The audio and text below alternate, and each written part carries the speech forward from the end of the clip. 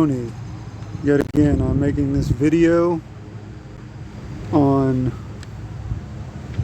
how antipsychotic drugs create psychopaths in our society.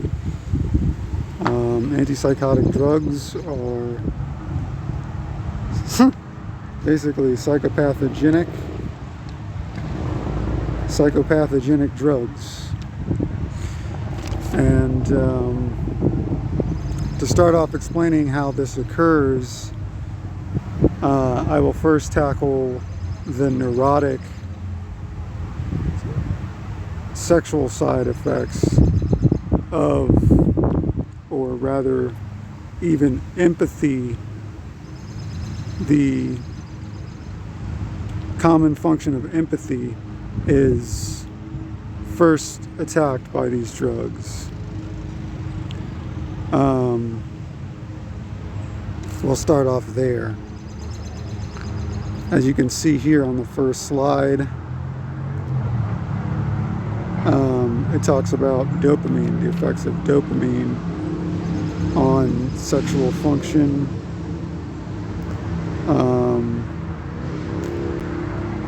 Various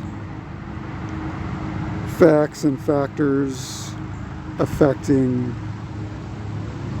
every stage of the sexual process, and of course the pair bonding and even maternal and paternalistic aspects of neuroanatomy and neurobehavioral function all surround dopamine.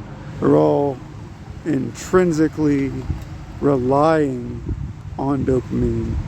And dopamine is the main neurochemical which is attacked, that and GABA, because I've learned that dopamine actually has a synergistic action with GABA. And GABA, without GABA, you cannot orgasm. The thing about that is there is a German psychoanalyst and pioneer in sexual science known as Wilhelm Reich. And Freud laid the foundations for him as they had discovered that neurosis, which starts in the family, underpins all psychopathy and possibly even psychosis, if you believe in psychosis, which you really should be skeptical of it, according to scientific empirical data suggest.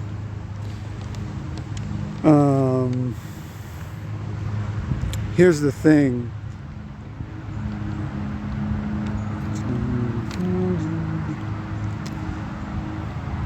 Right here it talks about how dopamine D1, but later on it talks about D2, which dopamine D2 is the one most popular attacked by antipsychotic drugs. Dopamine D2 actually prevents you from having epileptiform seizures. Epileptiform seizures have been implicated in actual hallucination and what we call psychotic symptoms. So again, these drugs are actually causing psychosis and they're causing psychopathy as well.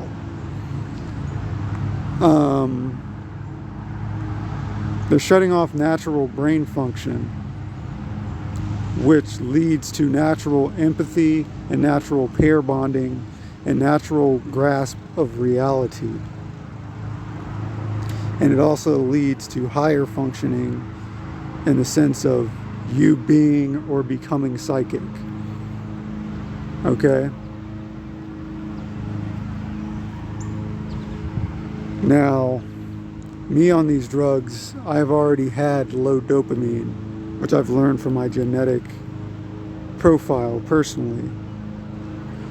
Now, because of that, having a high enough dose of these drugs had driven my dopamine into possible supersensitivity, which had possibly triggered my latent psychic abilities, which I was already pretty psychic before, but I never had the ability to empathically hear other people's voices who I am recognizing for who they are. A parapsychologist who I know had told me this was channeling, or related to channeling. I hope you can follow along here with the slides, kind of listen to what I'm saying while still digesting this information on psychopathy and sexual neurosis, because these drugs cause it. Okay?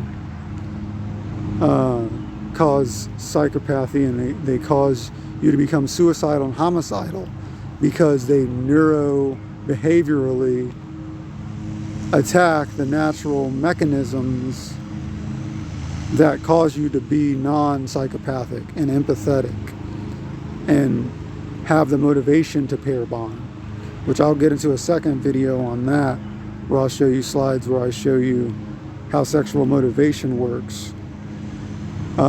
Sex is being shamed.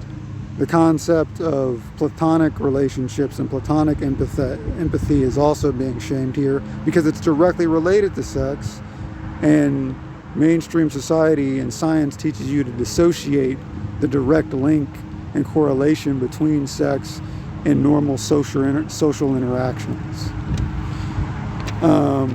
It's directly implicated because we are organic beings who must have sex to reproduce. Okay, here it is again,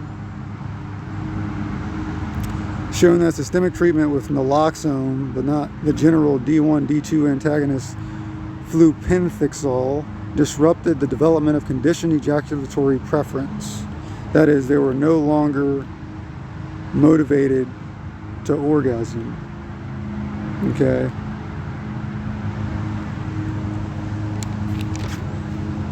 The NAC is the nucleus accumbens, and I'm not sure what the C part stands for. OT stands for oxytocin, which is also needed for pair bonding.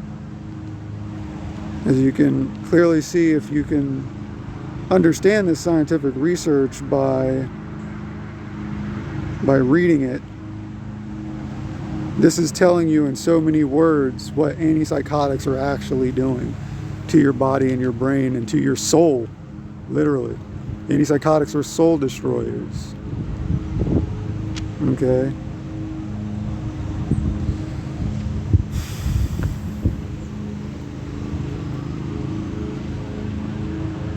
I'll read this out loud. In the NAC, there is a simultaneous interaction of dopamine and oxytocin during the formation of partner preferences, since blockade of either receptor with infusions of antagonists prevents the development of pair bonds induced by copulation. So when you have sex, if you can have sex after you take antipsychotics, you will not be able to pair bond. You will become a psychopath, because it is the betrayal of trust, or the neuroanatomy of trust, that once you're cut off from functioning correctly, which will prevent you from functioning as a normal, empathetic human being, and especially as a higher functioning, higher evolved psychic. Okay? I'm talking about empathic psychic abilities, which allow for many things I will get into with you about later. We have naturally evolved these traits as a social adaptation and a sexual adaptation. A social and a sexual adaptation to isolation and unnatural environmental stimulus in the social and sexual sense, because the psychic is directly linked to the sexual in the sense of pair bonding and familial bonding. Our families are supposed to be psychic. We're supposed to be connected psychically, okay? And psychiatry and mainstream patriarchal systems are cutting us off neurologically, physiologically, artificially, through social construction from that. Okay?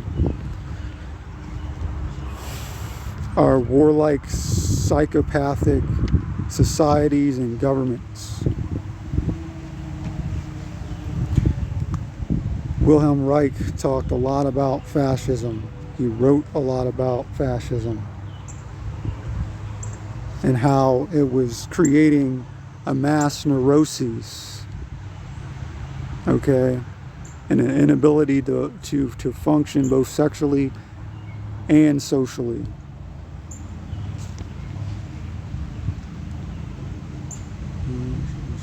So what this does to rodents and the different things that they're experimenting on is it makes it so you don't get the rich, empathetic bonding neuropsychically out of sexual arousal and orgasm. You're unable to pair bond.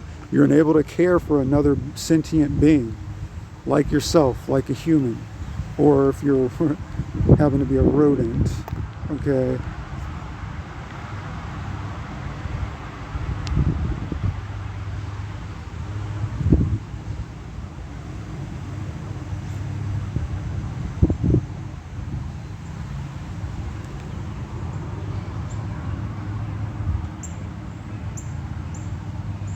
And that's it in a nutshell. That is me prefacing this whole study into how antipsychotics create psychopaths for inducing not only sexual dysfunction, but normal social pair bonding functions. Okay? First of all, you have to be mature enough to understand that we are hardwired for sex and sexual pleasure. And so every form of pleasure that we get, intellectual pleasure, everything like that, has its foundations organically, neurophysiologically, on sex. If you think that sex is not still a major motivation for most of human behavior, you are extremely naive and unknowledgeable in the realm of what it is to truly be human. And you're possibly also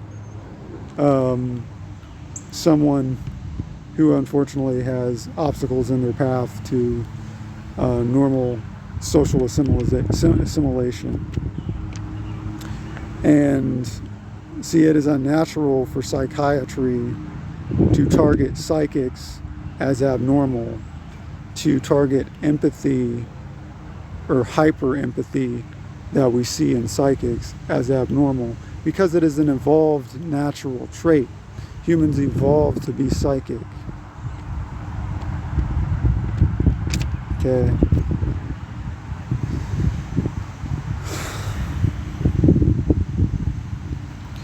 And that's all I really have to say for now. I will make a second video, a follow-up video, talking about how antipsychotics make psychopaths. This was prefacing the sexual, more focusing on the sexual side, the neurotic side. The title is Antipsychotics Destroy Natural Pair Bonding Functions.